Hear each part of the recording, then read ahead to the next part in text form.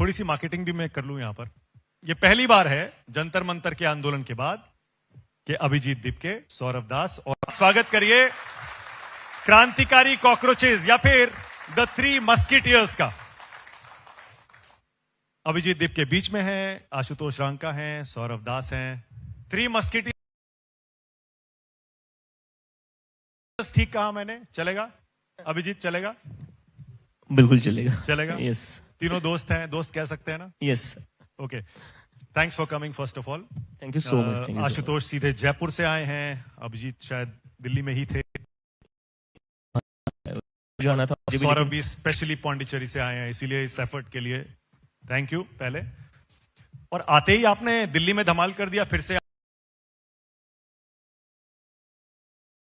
आपने मार्च का ऐलान कर दिया। दिल्ली आते हैं तो बवाल करने ही आते हैं क्या आप? क्या ऐलान किया है आज? मजबूरी में करना पड़ता है, हम थोड़ी ना करना चाहते। बट वही था कि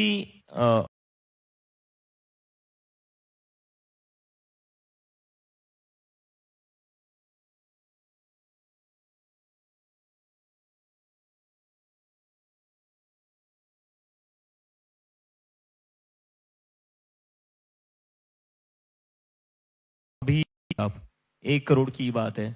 1 करोड़ कोई बड़ा अमाउंट नहीं है गवर्नमेंट के लिए, और उसको 1 करोड़ क्यों नहीं दे रहे हो आप? It's not a big amount. लेकिन उसमें भी this is the least any government can do. Okay, एक तो ये डिमांड हो गई, और दूसरा कि जो एफआईआर आपने करी है स्टूडेंट्स के ऊपर, वो वापस ली जाए। अब ज्यादातर तो हो गई है, शायद ज्यादातर हो गई है, लेकिन फिर भी अभी भी कुछ पेंडिंग है। वो कह रहे हैं वो क्रिमिनल्स हैं जिनकी ज्यादातर जो हुई है मुझे लगता है वो बाकी स्टेट्स में हुई है, दिल्ली वाले अभी बाकी है बहुत। तो दिल्ली वाले होने चाहिए, क्योंकि क्यों हैरेस करना है? ये जो स्टूडेंट्स आए थे वो किस लिए आए थे? They were just there for their rights, their educational rights. और क्या मांग रहे थे वो? कोई वोट तो नहीं मांग रहा था। अच्छा, उनका ये कहना है, पुलिस का भी ये कहना है कि जिन लोगों से केसेस वापस नहीं लिए जा रहे हैं वो लोग हैं जिनका क्रिमिनल बैकग्राउंड है। क्या आप उनके केस भी वापस चाहते हैं?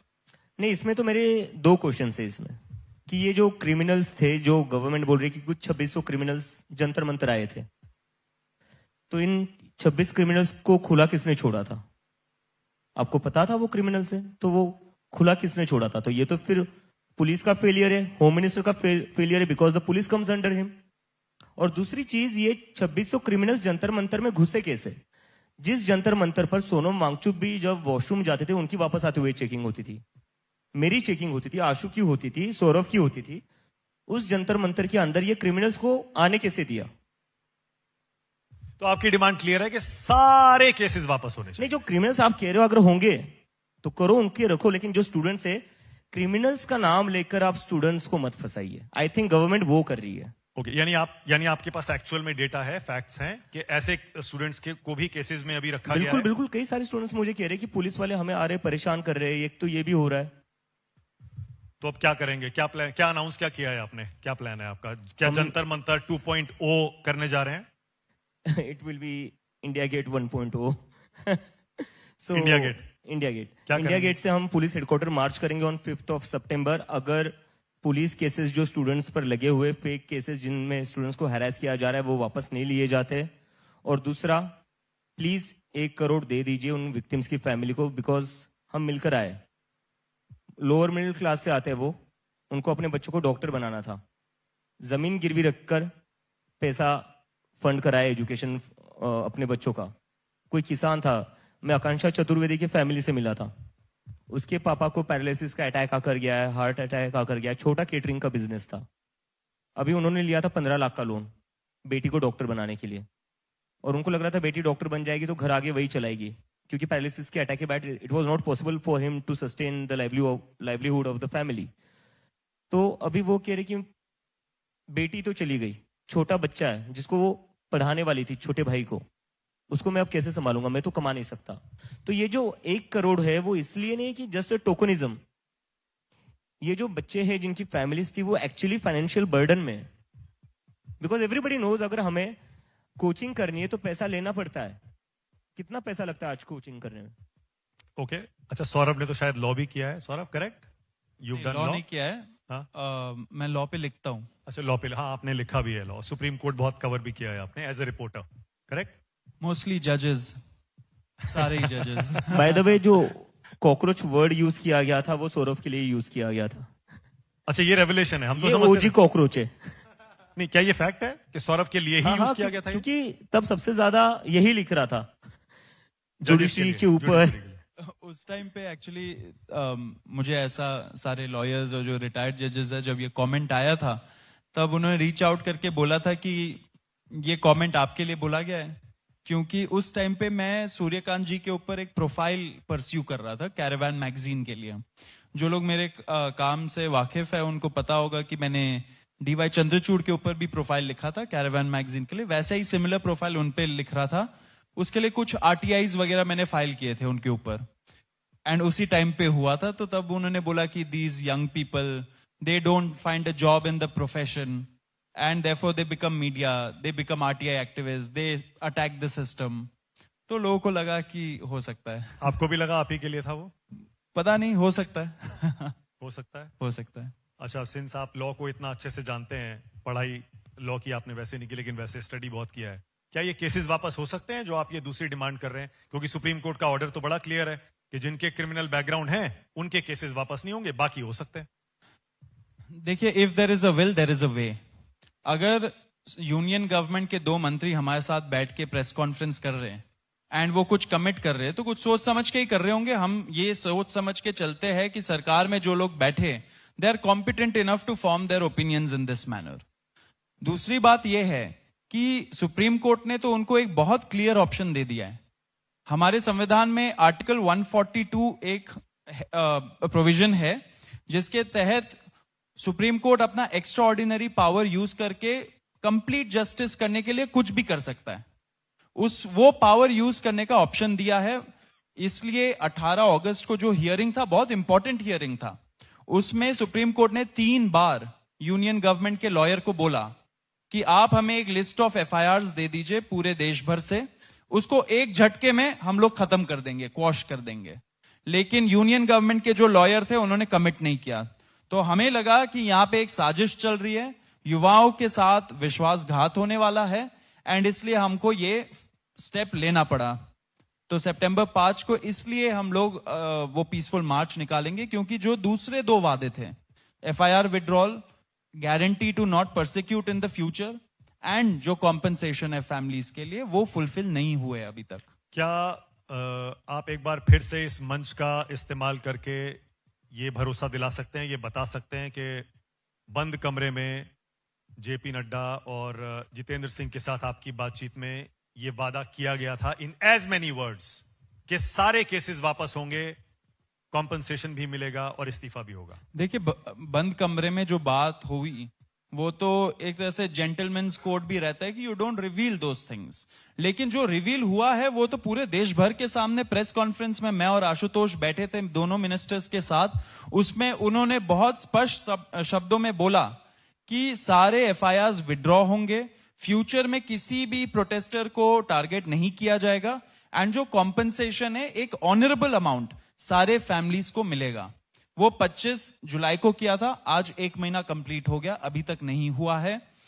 इसमें यह मैं जरूर कहना चाहता हूं कि जो हम युवा है, हमारे प्रेशर के वजह से बहुत सारे स्टेट्स में नोटिफिकेशंस निकले थे, जिसका लैंग्वेज भी हम लोगों ने ही डिसाइड किया था कि एफआईआर्स विड्रॉ होंगे या क्लोजर रिपोर्ट्स फाइल होंगे, क्या होगा, वो सब हम लोगों ने ही जो गवर्नमेंट का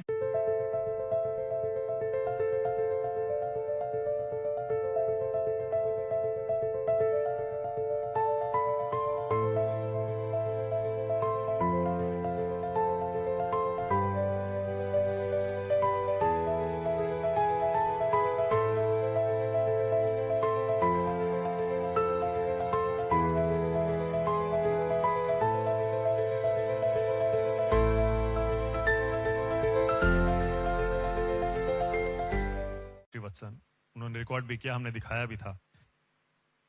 क्या आप जब आप मार्च करेंगे, जयपुर जैसा कुछ हो गया तो, या फिर जंतर मंतर और कनॉट प्लेस में जो हुआ वैसा हो गया तो, आपको इस बात की कोई आशंका, कोई चिंता नहीं है? नहीं नहीं, बिल्कुल चिंता नहीं है। हमारे तो जयपुर की घटना हुई, उसके बाद हम कल जोधपुर भी चले गए, उसके बाद आज यहां आना था, नहीं तो आगे बाड़मेर बीकानेर के दौरे भी हमारे ऑलरेडी प्लान थे। हम लोग देखिए इन लोगों से वोट मांगने तो जा नहीं रहे हैं। हम लोग ये तो नहीं बोल रहे हैं कि अभी राजस्थान में सरपंच के चुनाव होने वाले हैं तो हम वहां पे ये तो नहीं बोल रहे हैं कि भाई कॉकरोच जनता पार्टी के सरपंच बना दो। हम तो वहां पे स्कूल्स फिक्स करने की बात कर रहे हैं। स्कूल ठीक कर दीजिए। भैंसों के तबेले में तो कम से कम स्कूल नहीं चलना चाहिए। 80 साल हो गए हैं इस देश को आजाद हुए हुए। क्षेत्रफल के हिसाब से, एरिया के हिसाब से राजस्थान सबसे बड़ा राज्य है देश का, और उसकी कैपिटल में अगर एक ऐसा स्कूल है जो भैंसों के तबेले में चल रहा है तो it's a shame for the entire country. अब बात यह है कि अगर वायलेंस हो गई तो मेरा सवाल वही है, नहीं, violence- फिर से पुलिस एक्शन हो या फिर प्रोटेस्टर्स में से कोई वायलेंस कर दे, हालात बिगड़ जाएं उस मार्च के दौरान, आपको सर डर हम नहीं? हम पिट कर आने वाले लोग हैं। मैं पिट लिया, ये पिट लिया। सारा तू बचा बचा है है। ना, आएगा तेरा भी नंबर आएगा। तो हम पिटने वाले लोग हैं, हम पिट लेंगे। नहीं, लेकिन देखिए आप जाती करते हैं, पुलिस वाले भी पिटे हैं, हाँ? पुलिस वाले भी पिटे हैं, पुलिस वाले जो RAF का पिटे जवान ना, भी पिटे हैं। उसके बारे में बता देता हूँ आपको। हाँ। पुलिस वालों ने ही पत्थर की गाड़ी लगा रखी थी 19 जुलाई की रात को। पुलिस वालों ने वहां पर जंतर मंतर के ठीक पीछे, जहां पर हमारी कार को भी एंट्री नहीं मिलती थी, वहां पर एक ट्रक लगा हुआ था पत्थरों से भरा। अब वो ट्रक कैसे लगा हुआ था आई डोंट नो। और उसी ट्रक के पीछे लगाई थी एक डैमेज्ड कार। तो मुझे लग रहा है क्रिस्टोफर नोलन भी शर्मा जाएगा दिल्ली पुलिस के सामने। मतलब आप उसमें कॉन्स्पिरेसी देखते हैं? ये प्रॉपर एक ऑस्कर विनिंग स्क्रिप्ट थी। इस पे आप अगर न्यूज लॉन्ड्री का एक रिपोर्ट भी निकला उसके बाद, उसमें लिखा हुआ था कि ये जो ट्रक था जिसमें स्टोन्स मिले गए थे, जो हम लोगों ने पुलिस को 3 बार फ्लैग किया तब जाके शायद उसका कुछ हुआ होगा पुलिस की तरफ से कार्रवाई, वो ट्रक 5 दिन पहले दिल्ली पुलिस ने सीज की थी। तो एक सीज ट्रक इतना पत्थर भर के एक हाई सिक्योरिटी जोन में इतने क्रूशियल डे के पहले कैसे लगाया गया वहां पे? क्या उसी ट्रक के पत्थरों का इस्तेमाल करके वो वायलेंस हुई थी? क्या आप ये कहना चाह रहे हैं? प्लान तो वही था। प्लान तो एग्जैक्टली वही था कहीं ना कहीं। क्योंकि जब हम लोग, मैं और सौरभ सुबह 20 तारीख को सुबह हमें जब ये बताया गया कि इस तरह का ट्रक पार्क्ड है, तो हमें पुलिस ने बोला कि ये तो एमसीडी का डेब्रिस ट्रक है, ये तो पत्थर कलेक्ट करके लाया था, ये पता नहीं यहां कैसे पहुंच गया। लेकिन जो न्यूज लॉन्ड्री की रिपोर्ट कोट कर रहा है उससे बहुत क्लियरली दिख रहा है कि it was a seize truck. पर वायलेंस तो हुई थी, आपको मानना पड़ेगा ये बात। फैक्ट है, वीडियोस हैं। नहीं देखो, वायलेंस पुलिस वालों के, नहीं। जवानों के खिलाफ भी हुई है। नहीं, मैं उस पर आ रहा हूं। जो वायलेंस हुई है, आप उन लोगों को देखिए कौन थे। हम में से कोई नहीं था। हम 1 महीने से बैठे हुए थे वहां पर। 1 महीने में कोई ऐसी घटना हुई? बिल्कुल नहीं हुई। उल्टा आते थे बाहर से लोग, सर फोड़कर चले जाते थे। निशु नाम की लड़की है जिसके पिता का सर फोड़ा था, और मैं जाकर पुलिस वालों को बोल रहा था, सर ऐसा हुआ है, इनको अरेस्ट करने के लिए क्या करना पड़ेगा? डीसीपी का रिस्पॉन्स आता है, ऐसे हम रैंडमली किसी को अरेस्ट नहीं कर सकते। इसका क्या मतलब है? मतलब यहां पर कोई आकर सर फोड़ रहा है और डीसीपी कह रहे हैं कि हम रैंडमली अरेस्ट नहीं कर सकते। तो मैंने डीसीपी को कहा, तो फिर अब कल रात उन लोगों के घर कैसे पहुंच गए जो यहां पर पानी बांट रहे हैं? तो कह रहे नहीं, now you are making political statement. बोला, I am not making political statement, you are just not doing your duty.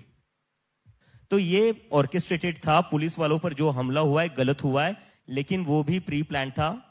जो लोग इस प्रोटेस्ट के खिलाफ थे उनसे, हम में से हमारा जो भी सपोर्टर था उनमें से किसी ने भी ये नहीं किया। It was a clear, like वो लोग बोल रहे थे, वीडियो भी डाला था, जिन लोगों ने सर फोड़ कर गए थे निशु के पापा का, वो बोल रहे थे अभी एक को मारा है, शाम को आऊंगा और को पेल कर जाऊंगा। और उसके बाद भी मैं पुलिस को बोल रहा हूँ क्या करना पड़ेगा सर इनको अरेस्ट करवाने के लिए? पुलिस कहती है कोर्ट का ऑर्डर लाना पड़ेगा। तो मैंने बोला अब आपके सामने कोई पीटर और आप कह रहे कोर्ट का ऑर्डर लाना पड़ेगा। तो फिर तो मेरे ख्याल से ये 1 करोड़ का जो कॉम्पनसेशन है उन पुलिस वालों के लिए भी आपको मांगना चाहिए, क्योंकि इंजर्ड तो वो भी हुए ना। नहीं, बिल्कुल कंपनसेशन दे गवर्नमेंट। अब आप ये सोचिए, जो गवर्नमेंट उन बच्चों की फैमिलीज को कंपनसेशन नहीं दे रही है जिन्होंने सुसाइड करी, आपको लगता है ये पुलिस वालों को भी देंगे कंपनसेशन? लगता है? इनको पैसा बस इनसे तभी निकलता है जब इनको सरकार गिरानी होती है, जब एमएलए खरीदने होते हैं, एमपीज खरीदने होते हैं। पुलिस वालों को तनख्वाह कितने देते हैं ये लोग? मुझे तो बुरा लगता था जंतर मंतर पर जो लोअर रैंक ऑफिसर्स थे उनके लिए। ऊपर वाले ऑफिसर तो ठीक है, उनके पॉलिटिकल बॉसेस होते हैं। लोअर रैंक वाले हमारे साथ ही वहां पर दिन रात रहते थे। उनकी तनख्वाह कितनी होगी? 30-40 हजार, 50 हजार मैक्सिमम। उनके खुद के बच्चे कोचिंग जाते होंगे, उनकी बच्चों की एजुकेशन भी तो कितनी एक्सपेंसिव हो रखी है। और वो आकर बताते थे। पुलिस वाले 3 पुलिस वाले आए थे एक दिन, कैप पहनकर, मास्क पहनकर और ग्लासेस लगाकर, और मैं थोड़ा डर गया कि ये कौन आ गया। तो कहते हैं कि नहीं, थोड़ा साइड में आकर बात करते हैं। मैंने बोला क्या हो गया? कहते हैं हम पुलिस वाले, हमारी यहीं पर ड्यूटी लगी हुई है, लेकिन आज सपोर्ट करने आ रहे थे तो आज हम ऑफ लेकर आए। आप जो कर रहे हैं बहुत अच्छे कर रहे हो, क्योंकि मेरी बेटी 10th में है और मैंने चाहता मेरी बेटी को भी वही झेलना पड़े जो आज बाकी लोग झेल रहे हैं। So this is the reality of the police officers जो लो रैंक के ऑफिसर्स है। अब बाकी जिसको प्रमोशन चाहिए वो तो लाठी चलाएगा, टीयर गैस चलाएगा, पेलेट गन चलाएगा, जिससे भी पोस्ट रिटायरमेंट बेनिफिट मिल जाए। अच्छा, अब मैं थोड़ा सा ट्रैक बदलता हूं। 3 महीने पहले आपको ले चलूं, आपने कभी सोचा था कि इतने बड़े कंट्रोवर्सी के बाद इतनी कामयाबी मिल जाएगी, इतने बड़े सुपरस्टार बन जाएंगे, लोग सेल्फीज लेंगे, मीडिया वाले इंटरव्यूज के लिए पीछा नहीं छोड़ेंगे, एक स्टेज पे देखिए इतनी बड़ी भीड़, और इस समय करोड़ों लोग आपको टीवी पर, सोशल मीडिया पर देख रहे होंगे। 3 महीने पहले आशुतोष लगा था 3 महीने पहले माइक लगे बोलिए। इसको आदत होगी बिकॉज ये ग्रास रूट पर काम कर रहा था 1.5-2 साल से राजस्थान में। ये पेपर लीक पर ही काम कर रहा था, आई थिंक पेपर लीक और वो डोल का बाढ़ जो था। सो ये ग्रास रूट्स पर बना हुआ था। हाँ, लेकिन इतनी क्या नोटराइटी बोलूं या फेमस नाम बोलूं, ये सोचा था ऐसे 3 महीने में? ऑब्वियसली ये जिस तरह का प्लेटफॉर्म बना स्टार्टिंग में भी, जब, क्योंकि मैं इसको जानता हूँ 6-7 सालों से, आई हैव नोन दीप के, तो जब ये प्लेटफॉर्म ब्लो अप हुआ, मैं देख रहा हूँ कि मैं इंस्टा का सीजेपी का अकाउंट रिफ्रेश कर रहा हूँ, 1 मिलियन फॉलोअर बढ़ गए हैं, फिर एक बार और रिफ्रेश कर रहा हूँ तो 1 मिलियन बढ़ गए हैं। तो वो 4 दिन में आई थिंक 20 मिलियन फॉलोअर्स के आसपास हम लोग हिट कर गए थे। तो इन ऑल ह्यूमिलिटी हम सबका ये मानना है कि अंडरलाइंग एक फ्रस्ट्रेशन थी लोगों में, जनता में एक अंडरलाइंग फ्रस्ट्रेशन बहुत ज्यादा थी कि ठीक है, मजाक मजाक में हमने एक सीजेपी का एक सटायरिकल पेज बनाया है, लेकिन एक्चुअली जनता फील कर रही है कि उन्हें कीड़े मकोड़ों की तरह ट्रीट किया गया है, और मजाक मजाक में ही सही वो इस प्लेटफॉर्म के आइडिया से रेजोनेट कर रहे हैं। तो वो फ्रस्ट्रेशन ही कहीं ना कहीं जंतर मंतर पर दिखी है। वही फ्रस्ट्रेशन आज जो स्कूल ठीक करो कैंपेन हम लोग कर रहे हैं उसमें दिख रही है। हम लोग फेसेस हैं, दीप के ऑब्वियसली इनिशिएटर है, एंड दीप के specially was the one who took the plunge कि मैं आके लड़ूंगा। हाँ, मैं इसी पे आ रहा था। थोड़ा बताइए शुरू कैसे हुआ, स्टार्ट कहां से हुआ? अभिजीत बताइए कहां से शुरू हुआ था। हम तो वही सुनते हैं ना, सीजीआई का एक कोट आया सौरभ के बारे में। एक्चुअली वही था कि सीजीआई को कोट आया और मैं वर्कआउट करने चला गया था जिम में, बॉस्टन में। हाँ बोस्टन में। तो मैं जिम से आता और मैं शाम का टाइम था, मतलब दिन भर जॉब्स के लिए अप्लाई करो, डिग्री हो चुकी थी तो जॉब ढूंढ रहा था, जॉब्स के लिए अप्लाई करो दिन भर, शाम को जिम चले जाओ और रात को थोड़ा फीफा खेलो प्ले स्टेशन पर। तो मैं प्ले स्टेशन पर फीफा खेलने लग गया और उसके बीच में थोड़ा ब्रेक ले लिया, तो ट्विटर खोला मैंने और मैंने कमेंट देखा वहां पर। सीजीआई बोल रहे कि जो लोग क्रिटिसाइज करते रहते हैं, कुछ काम नहीं है इनको, सारे आलसी है, जॉब्स नहीं है। तो मैंने बोला ये कैसे क्या बोल रहे हैं यार, ये तो चीफ जस्टिस ऑफ इंडिया है, कॉन्स्टिट्यूशन को तो आपको गार्ड करना है, कॉन्स्टिट्यूशन में फ्रीडम ऑफ एक्सप्रेशन दिया है, आप उसी के लिए लोगों को डिमीन कर रहे हो, इंसल्ट कर रहे हो। तो मैंने ऐसे ही लिख दिया कि what if all cockroaches come together, और उसके बाद मैं अपना वापस से फीफा खेलना शुरू कर दिया। तो 2-3 घंटे बाद मैंने वापस से मोबाइल देखा तो मैंने देखा उस पर काफी सारे कमेंट्स आ गए, और तब वहां पर आई थिंक यूएस में रात के 10-11 बज रहे थे। तो मैंने देखा कि बहुत सारे कमेंट्स आ गए कि कुछ तो करना चाहिए, अपना खुद का कुछ लॉन्च करते, पार्टी लॉन्च करते, कोई ऑर्गेनाइजेशन लॉन्च करते। तो नींद तो आती नहीं है हम लोगों को, हम लोग लेट ही सोते सारे। तो मैंने सोचा कुछ करते, कॉकरोच जनता पार्टी नाम का ना कुछ खुराफात करते। तो ऐसे ही मजाक मजाक में मैंने डाल दिया कि we are launching cockroach Janata party. इस पार्टी में आपको अगर शामिल होना है तो 4 क्राइटेरियाज है। You have to be lazy, you have to be unemployed, chronically online, और आपको प्रोफेशनली रैंट करते आना चाहिए।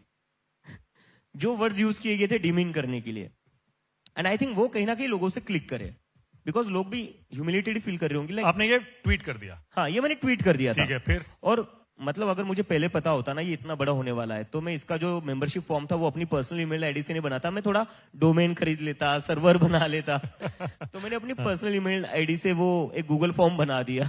मैं भी आलसी हूं ना। तो और ग्राफिक्स बना लिया एआई से। तो वो मैंने लगा दिया चश्मे वाला कॉकरोच और कॉकरोच जनता पार्टी। वेबसाइट बनाया पहले? हाँ? पहले वेबसाइट बनाया? नहीं, वेबसाइट बना नहीं था अभी तक बस गूगल फॉर्म बना था। ठीक है, फिर? तो मैंने देखा कि मैंने पोस्ट कर दिया वो, और उसके बाद मैं देख रहा हूँ कि गूगल फॉर्म पर कुछ 1-2 घंटे में आ गए 5000 रजिस्ट्रेशन। मैं बोला ये क्या हो रहा है? तो 5000 रजिस्ट्रेशन देखकर मैं थोड़ा कंफ्यूज हो गया, लाइक ये क्या हो रहा है, क्योंकि मैं एक्सपेक्ट कर रहा था 200 आएंगे, 300 आएंगे, ट्विटर पर रीच ही कितनी मिलती है। लेकिन वो 5000 जब रजिस्ट्रेशन आए विद इन 2 आवर्स, तब मुझे लगा कि ये फैल चुका है। शायद किसी ने लिंक डाउनलोड करके, लिंक लेकर टेलीग्राम पर फैला दी हो, व्हाट्सएप पर फैला दी हो, आई डोंट नो। तो मुझे वहां पर लगा कि people are connecting with it. तो उसके बाद वो 5,000 देखने के बाद मैं बोला अब करना क्या, मुझे तो आइडिया नहीं है अब इसका करना क्या। तो मैं सो गया।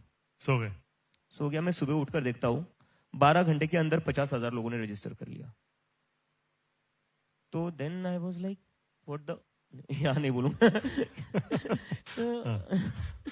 मुझे समझ में आया करूँ क्या मैं, 50,000 लोगों ने साइन अप कर लिया। I was clearly not prepared for it. अब ये लोग एक्सपेक्ट तो कुछ कर रहे होंगे। अच्छा, आप इन दोनों को पहले से जानते थे? हाँ, सौरभ को मैं ट्विटर और 1-2 बार मिले भी थे हम, और ट्विटर पर मैं सौरभ का काम फॉलो किया करता था। और आशुतोष के साथ तो मैंने आम आदमी पार्टी में पहले काम किया है। ओके। और आम आदमी पार्टी में ही करा है, कोई टेररिस्ट ऑर्गेनाइजेशन नहीं थी वो। इनफैक्ट जो ये कमेंट आया था उससे 1 हफ्ते पहले हमारी बात हुई थी।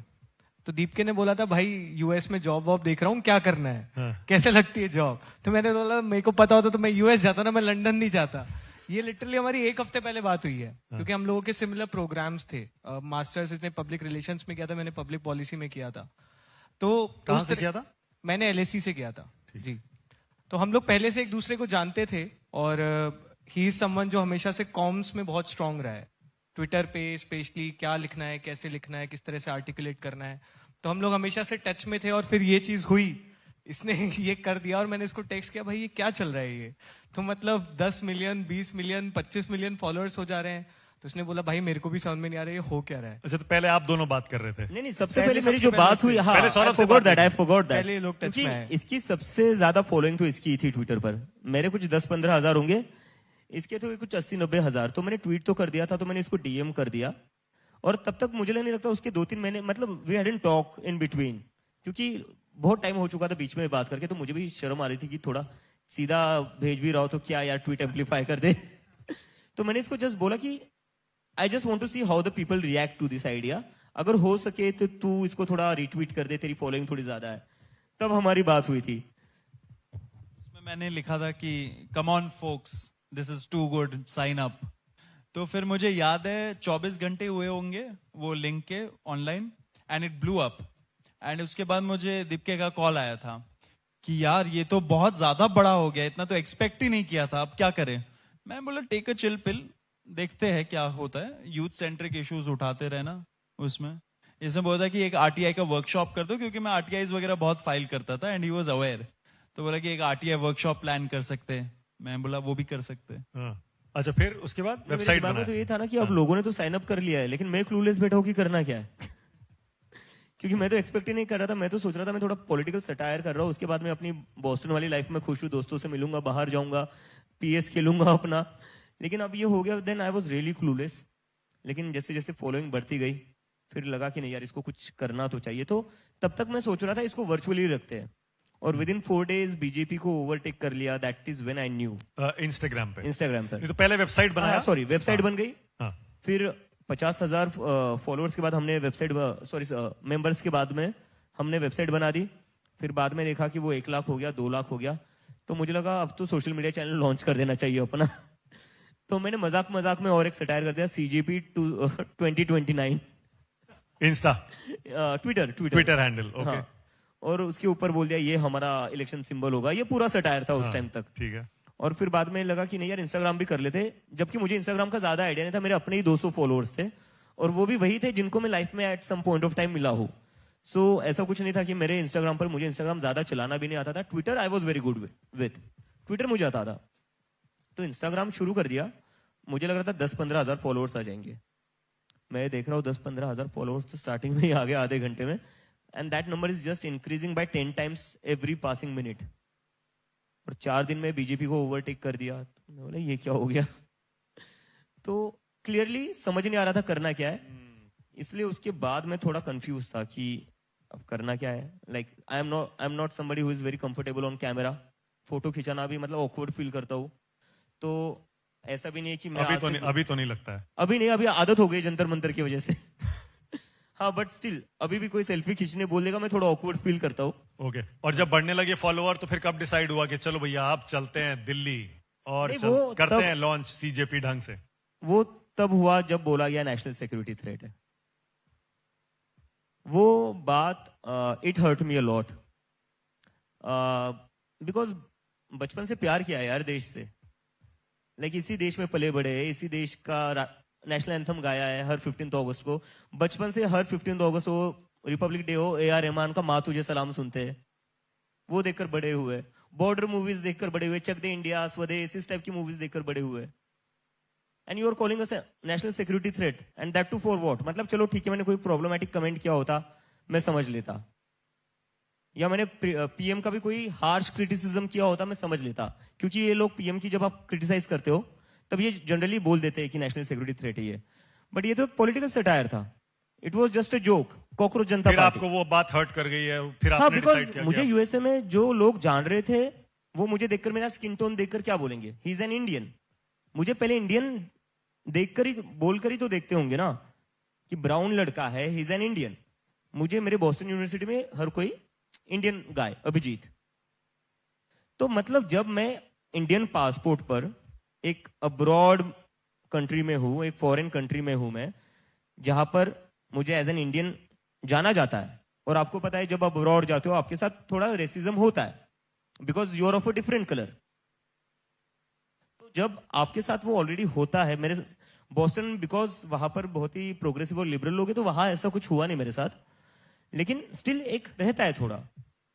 तो जब आपके कंट्री का सिटीजन किसी और कंट्री में है, जब वहां पर चांसेस है कि लोग उसको अलग तरीके से देखे, अलग तरीके से ट्रीट करें, तब आपकी अपनी ही गवर्नमेंट आपको नेशनल सिक्योरिटी थ्रेट बोलती है।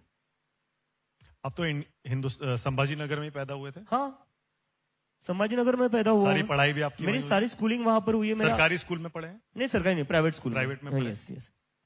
सरकारी स्कूल में पढ़ता तो इतना आगे नहीं जा पाता। ये हालत है हमारे देश के सरकारी school. But coming back to the आपके पॉइंट, अब थोड़ा फैमिली बैकग्राउंड के बारे में बताइए। देखिए आज ये मौका है कि देश की जेन जी आपके बारे में और जाने, बैकग्राउंड के बारे में जाने, किन रूट से आप निकले हैं, कैसे यहाँ तक पहुंचे हैं। मुझे लग रहा है मैं ही थोड़ा ज्यादा बोल नहीं, रहा अभी हूँ। इनकी भी बारी आने वाली है, दोनों की आ रही है। प्रेडेटर एनर्जी, हर सिप में एनर्जी का जोर है, तभी तो गली गली में रोड है।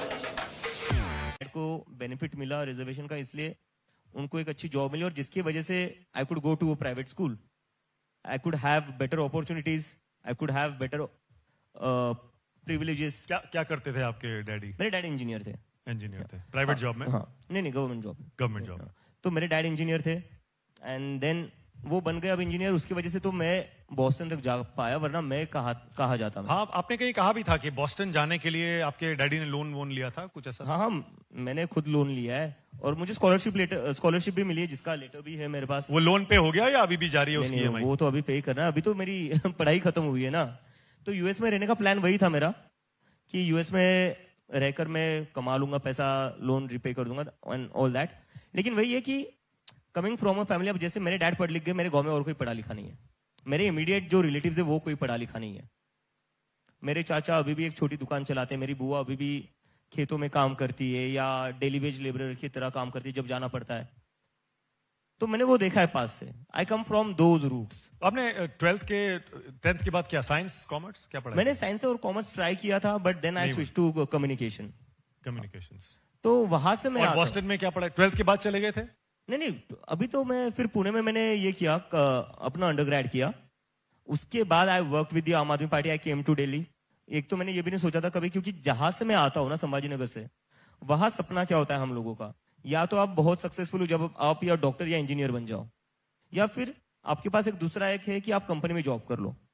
तो एस्पिरेशंस हमारे लिए वो थी कि कंपनी में एक जॉब कर लो।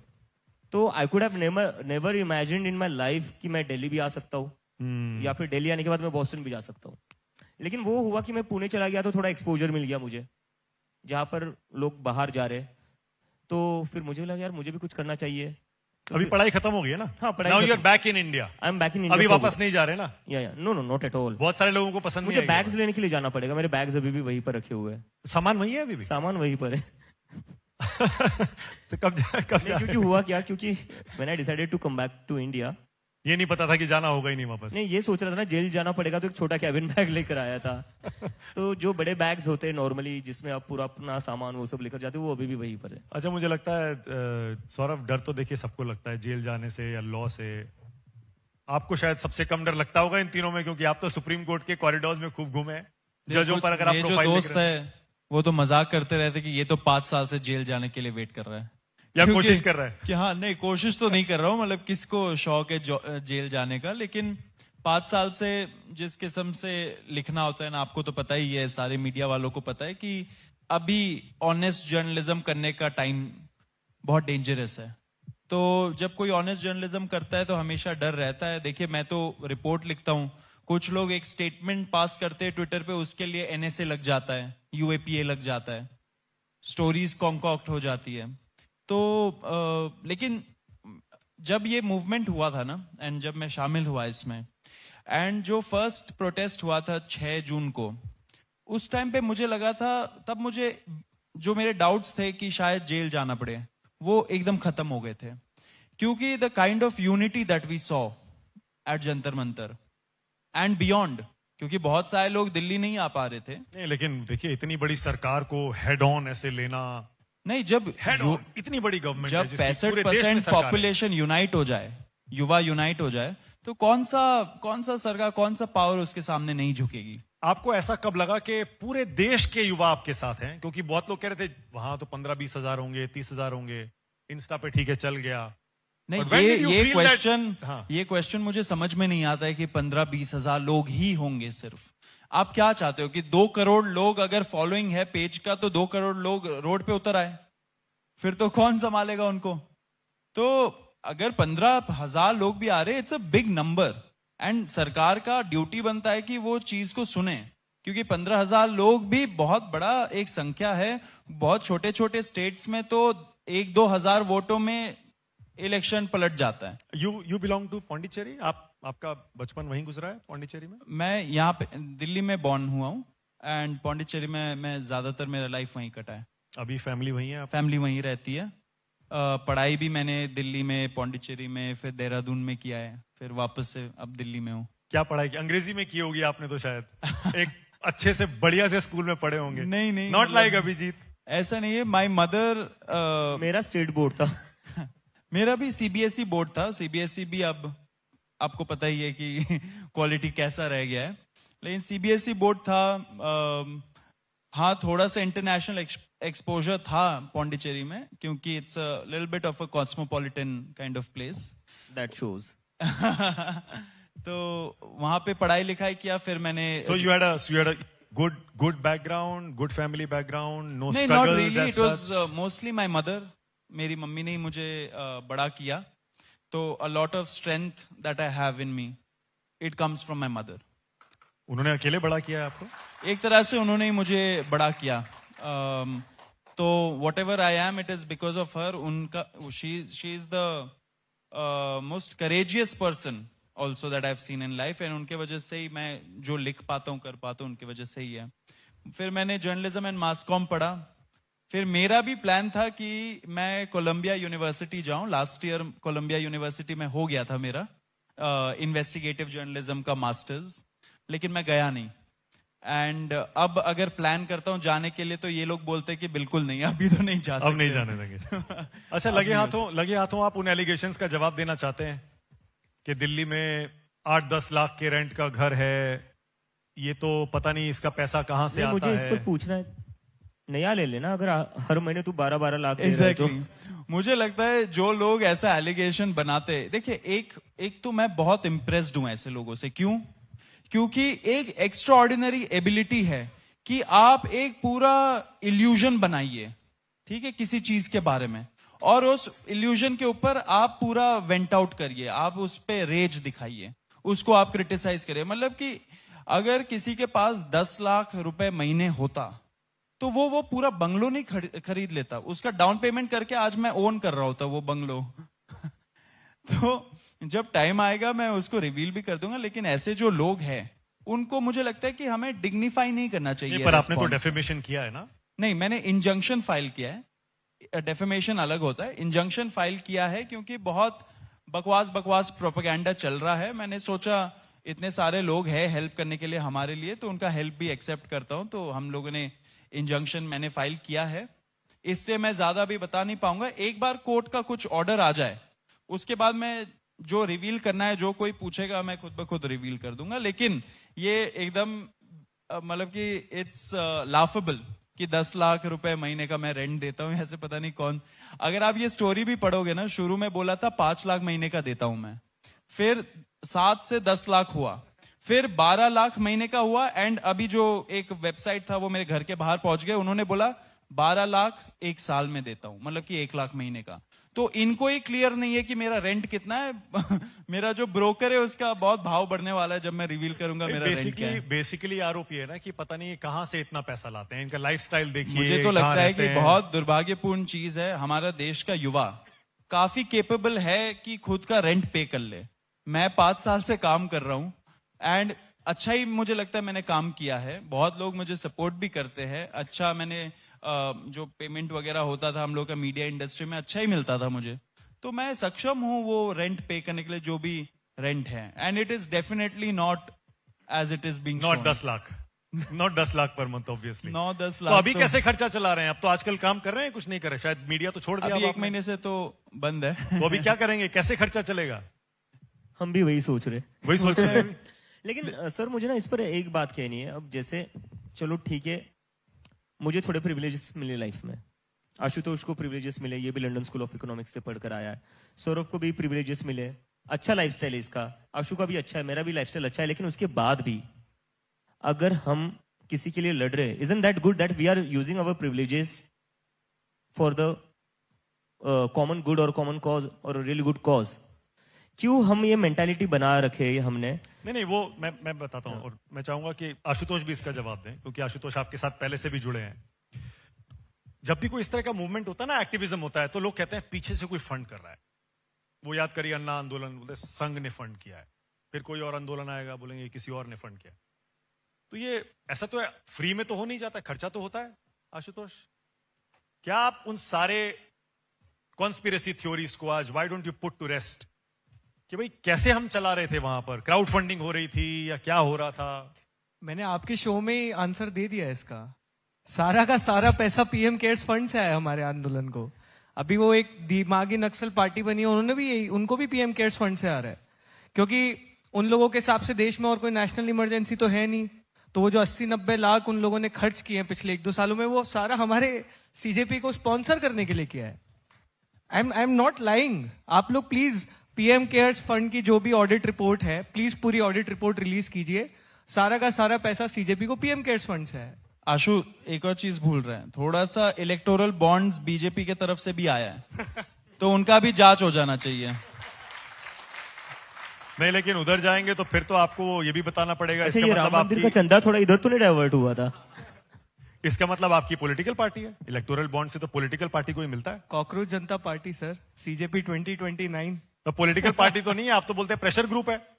नहीं, देखिए पॉइंट क्या है। पॉइंट ये है सर कि एक 2 महीने पुराना आंदोलन है जो जंतर मंतर पर चल रहा है। वहां पर जितने भी लोग मौजूद हैं, हमारी टीम के कई साथी यहाँ पर मौजूद हैं। हमारे सोनम सर जब पहली बार आए थे 6 जून को, हमारी स्टेज वहां पे लग रही थी। और स्टेज कैसे लग रही है, 2 फंटे किसी ने लगाए, उसके ऊपर 2 फंटे और लगे और हमारी स्टेज बन गई। सोनम सर वहां पर खड़े, हमारे पीछे स्टेज का बैकड्रॉप फट गया है। लाइव वो अपनी बात रख रहे हैं और पीछे हमारा जो बैकड्रॉप था वो फट गया है। वहां पर स्पीकर सिस्टम हमारा नहीं है, एक छोटा सा साउंड सिस्टम कोई लेके आया था, उसका तार टूट गया है। पानी पिलाने का हमारे कोई सिस्टम नहीं है, कुछ भी नहीं था, देयर वाज नथिंग। तो आप उस आंदोलन से एक्सपेक्ट कर रहे हैं कि सारी ट्रांसपेरेंसी वो रखे। एक ऑर्गेनाइजेशन है जो बीजेपी की एफिलिएट है, खुद को इंडिपेंडेंट बनाती है, 100 साल से पुरानी ऑर्गेनाइजेशन है, वो अनरजिस्टर्ड चल रही है वो ऑर्गेनाइजेशन अभी तक। उससे आज तक किसने अकाउंटेबिलिटी मांगी? जो 50-50 करोड़ रुपए देकर ये पार्लियामेंटेरियंस खरीदे जा रहे हैं, उससे कौन अकाउंटेबिलिटी मांग रहा है? और हर डिस्ट्रिक्ट में, every single district BJP has an office, और लग्जूरियस ऑफिस है।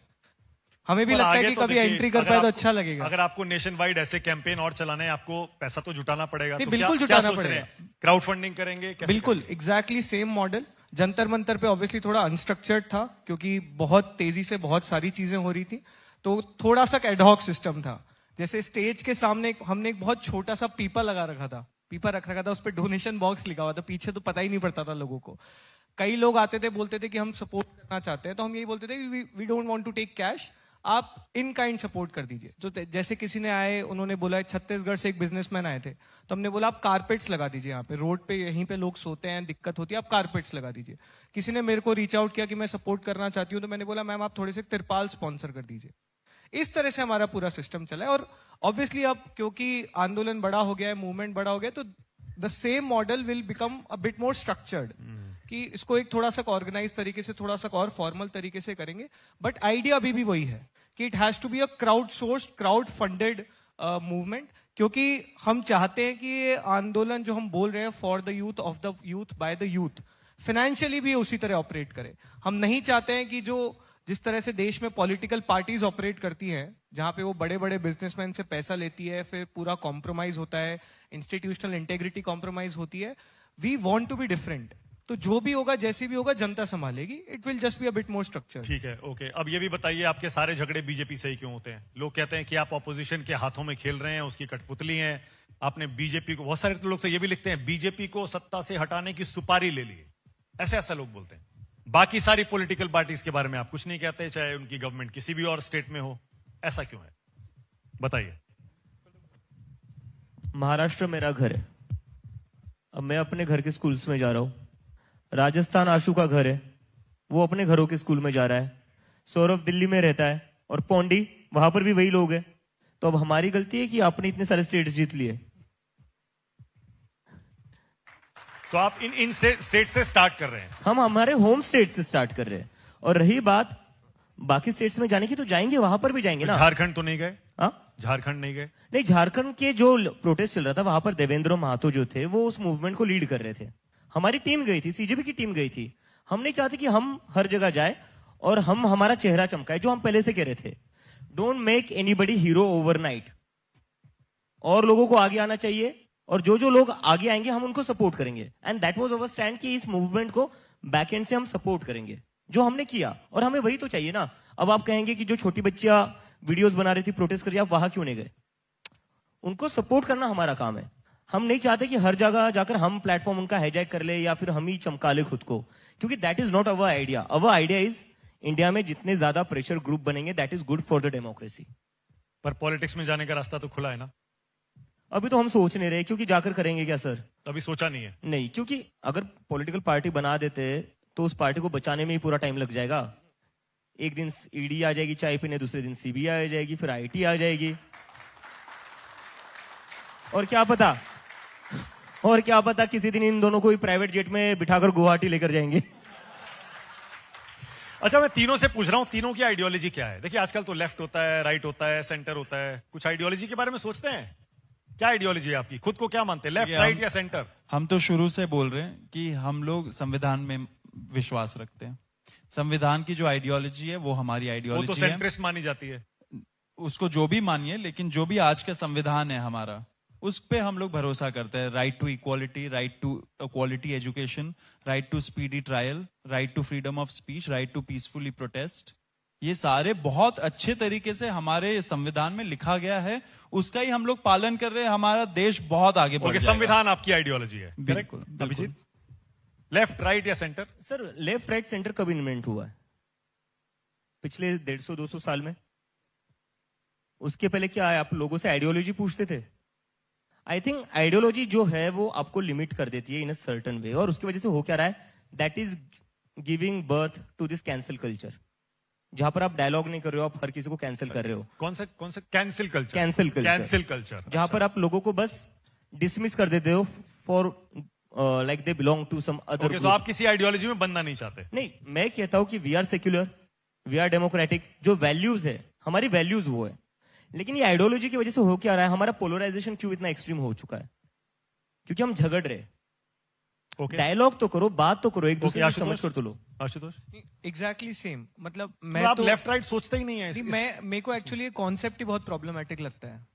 ऐसा क्यों नहीं हो सकता है कि मैं लेफ्ट के कुछ इश्यूज से एग्री करूं, उनके कुछ आइडिया से एग्री करूं, और राइट के कुछ आइडिया से एग्री करूं? ऐसा क्यों नहीं हो पा रहा है?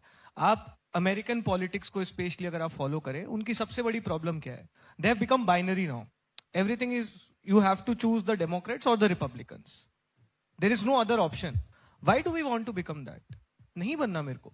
कुछ मुद्दे हैं जिन पे मैं पूरी तरह से मानता हूं कि लेफ्ट का जो पॉइंट ऑफ व्यू है सही है, कुछ मुद्दे हैं जिसपे मैं मानता हूं कि राइट का पॉइंट ऑफ व्यू सही है।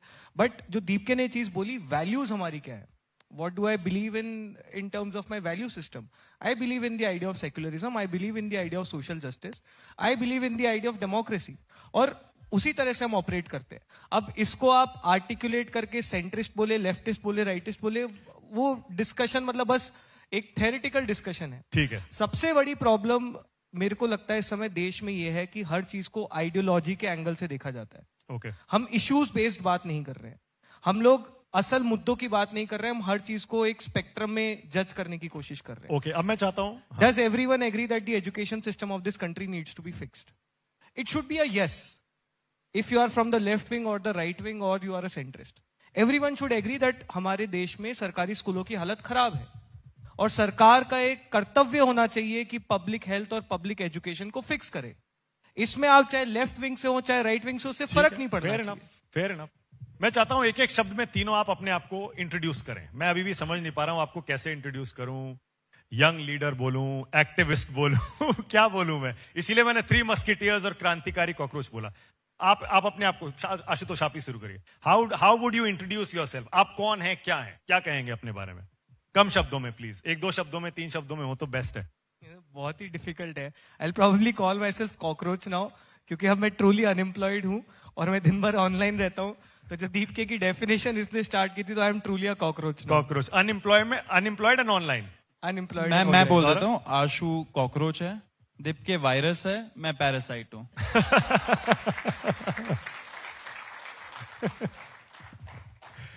मैंने आपसे आपके बैकग्राउंड के बारे में नहीं पूछा, लोग नाराज हो जाएंगे जेनजी वाले। आप अपने बारे में जरा बताइए, कहाँ पैदा हुए, कहाँ पढ़े लिखे, कौन से स्कूल में पढ़े, कौन सी पढ़ाई की, थोड़ा फैमिली बैकग्राउंड के बारे में बताइए। मैं पला बड़ा जयपुर में हूँ और स्कूलिंग वगैरह सब कुछ वहीं से हुआ है। और मिडिल क्लास फैमिली, ना कम ना ज्यादा, जितना जरूरत होती है डेली सस्टेन करने के लिए, एक फैमिली को सस्टेन करने के लिए, उतना हमेशा से फैमिली में रहा है। लेकिन मेरी फैमिली में एक अलग बात ये थी कि मेरी मम्मी की साइड की जो फैमिली है उसमें मेरे से पहले बहुत सारे लोग आईआईटी क्रैक कर चुके थे। तो एक अनसेड एक्सपेक्टेशन थी कि ये तो आईआईटी की तैयारी ही करेगा। और मेरी फादर के साइड से स्टोरी ये थी कि my father was very intelligent, chartered accountant की वो तैयारी कर रहे थे, लेकिन फाइनेंशियल सिचुएशन इस तरह से बनी कि वो अपनी सीए कंप्लीट कर नहीं पाए। तो दोनों साइड से हमेशा एक अंडरस्टैंडिंग थी कि एजुकेशन बहुत इंपॉर्टेंट है, पढ़ाई कर लो, उसके बाद जो इसको जो करना है वो करे। तो बचपन तो मेरा सिर्फ पढ़ाई में ही बीता है। मैं थोड़ी बहुत डिबेटिंग करता था, बट मोस्टली पढ़ाई में मैं ध्यान था। हाँ, 12th के बाद, जेई निकलने के बाद आईआईटी कानपुर जब मैं गया तो मैं एकदम खुद को फ्री कर लिया था। बहुत ज्यादा थिएटर में मैं इन्वॉल्व था, स्टूडेंट सेनेट, हमारी स्टूडेंट पॉलिटिक्स काफी एक्टिव थी आईआईटी कानपुर में। तो I was very active in politics. उसके बाद आप चले गए एलएससी? उसके बाद मैं मैकेंजी में जॉब किया 2 साल एज अ कंसल्टेंट। और तब मेरे को पता नहीं था कि एग्जैक्टली कब मैं वापस पब्लिक लाइफ में आऊंगा। ये बहुत क्लियर हो गया था क्योंकि मैं स्टूडेंट पॉलिटिक्स में काफी एक्टिव था आईआईटी कानपुर में, कि मेरे को पब्लिक लाइफ में ही इवेंचुअली आना है। लेकिन मैकेंजी में एक प्रोजेक्ट था, उत्तर प्रदेश के किसी गांव में हम लोग घूम रहे थे और हेल्थ का एक प्रोजेक्ट था, और हम लोग एकदम सूट बूट पहन के एज कंसल्टेंट्स वहां पे जा रहे हैं। सरपंच साहब को ज्ञान दे रहे हैं कि आपके हेल्थ सेंटर में ये दिक्कत है, वो दिक्कत है। तो सरपंच साहब ने ना हमको बस ये बोला कि यार तुम बस कुछ भी करके हेल्थ सेंटर बना दो और फीता तुमसे कटवाऊंगा मैं। हाँ। तो उस दिन वो बबल टूट गया मेरा। उस दिन मेरे को लगा कि actually if I think of it, मैं कुछ भी कर लूं ना, अभी ये सब सेंटर में नहीं चेंज कर सकता। The only way I can probably do it is through politics. अब काफी लोग ये बोलते हैं कि ब्यूरोक्रेसी में क्यों नहीं गए, खुद का एनजीओ खोल सकते थे। तो ब्यूरोक्रेसी में मेरी सबसे बड़ी प्रॉब्लम थी कि इनको भी ऊपर से ऑर्डर आ रहे हैं, और अगर इनके ऊपर जो व्यक्ति बैठे हैं उनका दिमाग खिसका हुआ है तो ये कुछ नहीं कर पाएंगे। सबसे ज्यादा पॉलिटिक्स में लगता है सबसे पहले यही जाएंगे, इनकी बातों से लग रहा है अभिजीत। मुझे आज पता चला तू इतना अच्छा क्यों बोलता है। yes. आपसे अच्छा, ये क्लियर है कि आपके लीडर अभिजीत दीपके हैं, कि आप दोनों ने मान लिया है? कन्वीनर, को कन्वीनर 2, ये क्लियर ये है? पूरा मिसकंसेप्शन है। हाँ? पूरा मिसकंसेप्शन है ये जंतर मंतर पे इतना डांटते थे ये दोनों मुझे।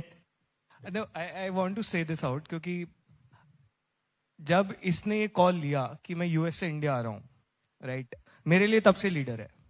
That's it, nothing more nothing less. एक बार जोरदार तालियां कम से कम इस ईमानदारी से किए गए खुलासे की आशुतोष बोल रहे हैं जिस दिन अभिजीत दीपके ने कहा कि मैं यूएस वापस नहीं जा रहा हूं, उसी दिन उन्होंने यूएस से इंडिया आ रहा हूँ यूएस से इंडिया आ रहा हूं। इस्तीफा लेने। ओके, इसने आई थिंक एक तारीख के आसपास तूने बोला था कि मैं आ रहा हूँ और 6 जून को हम लोग प्रोटेस्ट पे बैठेंगे। आई वॉज लाइक, जो इस तरह का कॉल ले सकता है, जो इस तरह का कॉल ले सकता है, he is a true leader. He knew the consequences. इसको पता था कि there is a good chance that he will get arrested and he will be put in jail for years, and he still took that call. 6 जून को भी जब हम वहां मौजूद थे, इट वॉज कंप्लीट केओस, कुछ हमारा ऐसा कुछ मैनेजमेंट था नहीं, बट इसने ना खुद को एकदम सौंप दिया था कि I am fighting for a cause and I will stand by it. तो वो जो फियरलेसनेस है और वो जो कन्विक्शन है that he is fighting for the right, I don't think anyone in CJP has a doubt who is the Who's the leader? Face and the Who's the leader of face? This movement. But at the same time I think ये हम तीनों ने हमेशा से बोला है, there was no वे ये आंदोलन इतना बड़ा होता अगर जनता पीछे खड़ी नहीं होती। तो हमारा पूरा मैनेजमेंट, हमारा पूरा control was inside those barricades Jantar Mantar पे।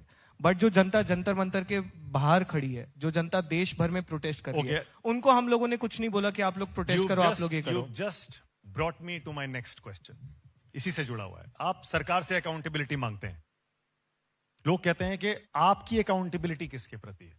Do you feel accountable at all to anybody and how? Of course sir, we do feel accountable to people, वरना ये प्रोटेस्ट कितने दिन चलना चाहिए ये हम डिसीजन नहीं ले रहे थे। ये रोज मुझे आकर पूछते थे, भाई कितने दिन बैठना है? मैंने बोला सामने जब तक लोग बैठ रहे तब तक बैठना है, because we cannot betray them at all. तो हमारे ऊपर वो प्रेशर था पब्लिक का कि हम भी प्रोटेस्ट पर बने बैठे। सो हम तो वही कर रहे थे जो लोग हमसे चाह रहे थे, और ये हम रोज बात करते थे लोगों से, तब हम पूछते थे कि कब तक बैठना है, तो रोज लोग कहते थे कि जब तक इस्तीफा नहीं होता है तब तक बैठना है। So how can we go against them? और इसके बाद भी मैं सर आपसे एक वही चीज, coming back to the thing, कि जरूरी नहीं कि हम ही सारी चीजें करें, बिकॉज जो भी इंसान आपसे कह रहा है ना कि हम सारी प्रॉब्लम्स पर लड़ेंगे, सारी प्रॉब्लम सॉल्व कर देंगे, वो इंसान आपसे झूठ कह रहा है। बहुत जरूरी है और ज्यादा ग्रुप्स रहना, then you become competitive and then you try to do the things, वरना आप भी आलसी हो जाते हो अगर आप अकेले ही रह जाओ कि अब तो हम ही हम हैं। तो ये नहीं होना चाहिए। और इसमें आई थिंक हम लोगों का, तीनों का स्पेशली बहुत बड़ा एस्पिरेशन है कि एज अ नेशन एक बहुत बड़ा कल्चरल शिफ्ट जो हम अपने देश में देखना चाहते हैं वो ये है कि हम हीरो वर्शिपिंग बंद कर दे। ये बार बार बोलता है ये चीज कि हीरो वर्शिपिंग मत करो, कि हर जगह हम तीनों में से कोई जाएगा तो ही क्यों काम होगा। तुम्हारे अगर स्कूल खराब है तो तुम लड़ो, दिक्कत होगी तो हम पीछे आके खड़े हो सकते हैं।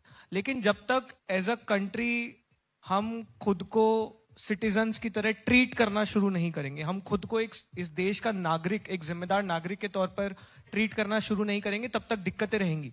और तब तक यही होगा कि सब एक्सपेक्ट करेंगे कि दीप के आएगा तो सब कुछ ठीक हो जाएगा, सीजेपी आएगी तो सब कुछ ठीक हो जाएगा। तो ये रोमांटिसाइज करना हमें चीजें बंद करना पड़ेगा। Democracy is an everyday struggle, you have to ask questions every single day. Absolutely. And इसका नतीजा आप देख पा रहे हो। आज कोई भी युवा अगर ऑडिट करने जा रहा है अपना स्कूल, लोकल स्कूल, वो जैसे ही वहां से निकलता है वहां पे मरम्मत शुरू हो जाती है, वहां पे डेवलपमेंट शुरू हो जाती है, वो साफ हो जाती है। हर एक, वो सीजेपी का सपोर्टर हो ना हो, सीजेपी का वॉलंटियर हो ना हो, वहां पे काम शुरू हो जाता है तुरंत। एंड वो अवेकनिंग हमें ग्रास रूट पे चाहिए थी, एंड वही हो रहा है अभी। आई थिंक इससे बेटर कुछ हो ही नहीं सकता, इससे ज्यादा सक्सेसफुल कोई मूवमेंट हो ही नहीं सकती। ग्राउंड लेवल अवेकनिंग हो जाए। ओके, अब मैं थोड़ा खोल रहा हूं इस चर्चा को। सुकेश, राजीव, मेरे दो सहयोगी सवाल पूछना चाह रहे हैं, अखिलेश भी हैं। सुकेश। हेलो। नहीं, मैं पूछना चाहता हूं आप में तीनों में से कोई भी जवाब दे दे। हमारे देश की सबसे बड़ी स्ट्रेंथ जो है, कहते हैं डेमोग्राफिक डिविडेंड है उसका, लेकिन बहुत बार उसमें पॉलिटिकल डिविडेंड भी लोग देखते हैं। आप में से कम दो ऐसे हैं जो आम आदमी पार्टी के साथ काम कर चुके हैं।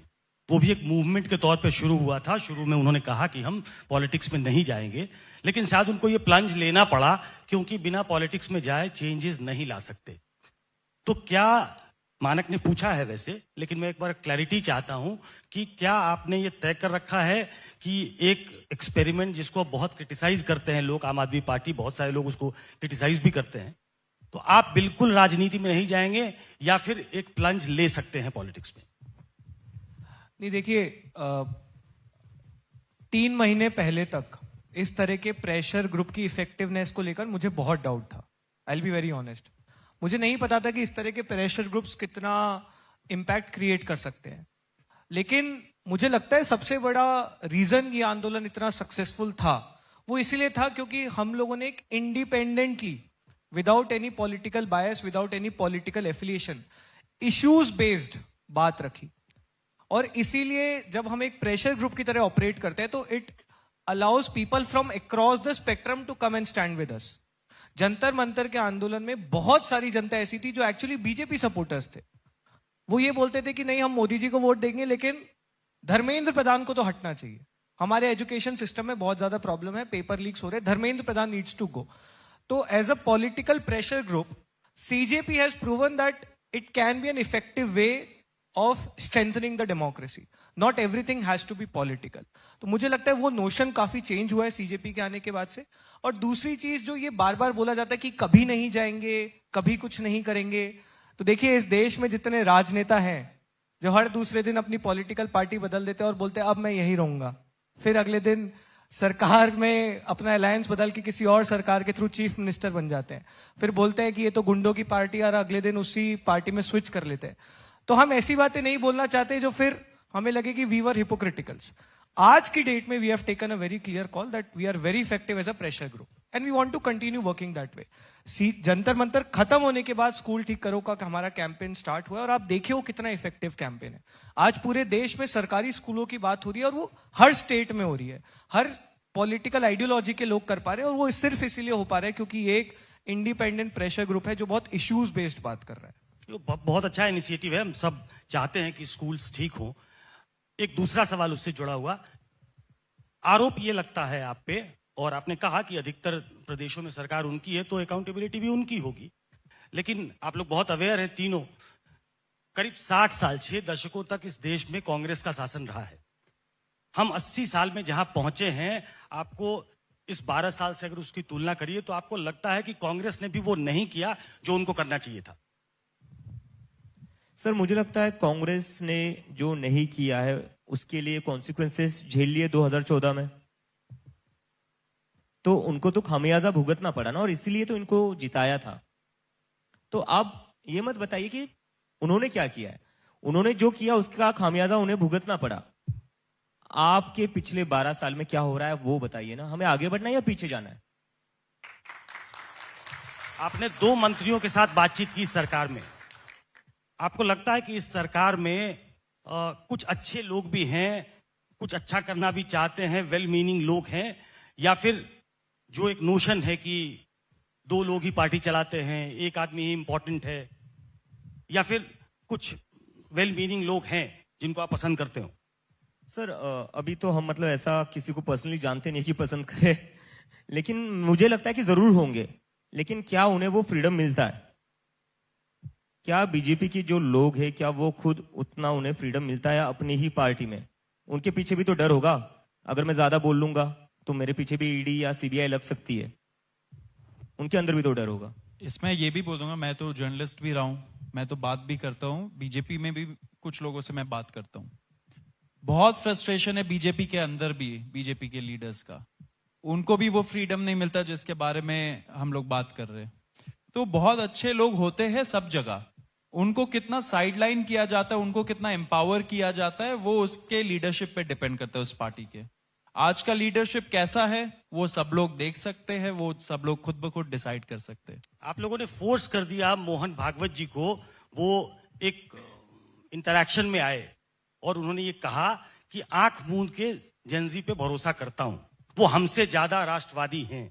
तो आपको लगता है कि ये प्रेशर में उनको झुकना पड़ा, या फिर ये जेन्युइन सा कंसर्न है उनका, जो वो शायद मैसेज देना चाहते हैं कि नहीं, जैसे ट्रीट कर रहे हो आप युवाओं को वैसे ट्रीट मत करो? मुझे लगता है कहीं ना कहीं बीजेपी ने मोहन भागवत जी का भी सुनना बंद कर दिया है, आरएसएस का भी सुनना बंद कर दिया है, क्योंकि एक तरह मोहन भागवत जी कहते हैं कि नहीं, जेनजी राष्ट्र विरोधी नहीं है, उनके कंसर्न जेन्युइन है, और दूसरी तरफ बीजेपी के जो नेशनल प्रेसिडेंट है जो अभी अभी आए, जुम्मा कितना 1-2 महीना हुआ है, वो आकर कह रहे कि नहीं ये लोग वायरस है। अरे मोहन भागवत जी आपके मेंटोर है, उनकी सुनिए थोड़ा, आपके लिए अच्छा होगा। आप 12 साल में इतने बड़े हो गए कि आप अब आरएसएस की नहीं सुन रहे हो। 12 साल हुए आपको, और नितिन नवीन जी तो अभी 1-2 महीना पहले आए। वहां पर आप मोहन भागवत की नहीं मान रहे हो, सीट हार गए। बांकीपुर हार गए, तो इसका मतलब कुछ हुआ होगा इफेक्ट उनके बयानों की वजह से। तो मुझे लगता है कि नितिन नवीन जी को थोड़ी मोहन भागवत जी की इज्जत करनी चाहिए, आरएसएस की थोड़ी इज्जत करनी चाहिए, क्योंकि ये आरएसएस का कार्ड है जो बीजेपी को जिताता है। एक इनक्विजिटिवनेस और है मेरे अंदर, वो सिर्फ पूछ लेता हूं। ये वंदे मातरम पे डिबेट को ले जाया गया अभी हाल फिलहाल में, आपको लगता है कि ये ध्यान भटकाने के लिए वंदे मातरम पे लाए, या एक जेन्युइन मुद्दा है वंदे मातरम 6 छंद गाने चाहिए, या फिर आप जो स्टूडेंट्स सड़कों पे आ गए, जनजी के बाद जन अल्फा आ गया, वो उससे भटकाने के लिए लाया गया, या वो जेन्युइनली नहीं, होना मुझे चाहिए? लगता है आपको वंदे मातरम इतना ही पसंद है, तो हम भी एक वंदे मातरम चला रहे थे जंतर मंतर, आ जाते वहां पर AR रहमान का चला रहे थे हम, तो आ जाते। आपको वंदे मातरम से इतना ही प्यार है, लेकिन जहां पर हम वंदे मातरम गा रहे थे आप हमको कह रहे थे दिमागी नक्सल। जब हम एक वंदे मातरम गाते जो किसी और का है लेकिन वंदे मातरम ही है, तो आप हमें कह रहे थे कि ये राष्ट्र विरोधी, ये पैरासाइट है, ये वायरस है, इनका खात्मा होना चाहिए, ये आतंकवादियों की बी टीम है।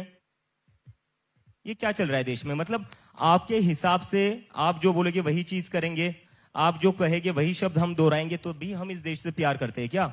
अरे मेरा देश है, मेरे देश को लेकर मेरा आइडिया है, तुम कौन होते हो मुझे बताने वाले? तुम्हारी सरकार है, देश तुम्हारा नहीं है, देश हमारा है, हम सबका है। एंड मुझे लगता है कि इसमें एक चीज ऐड कर दूं छोटा सा, कि प्रायोरिटीज बहुत ट्विस्टेड है सरकार की।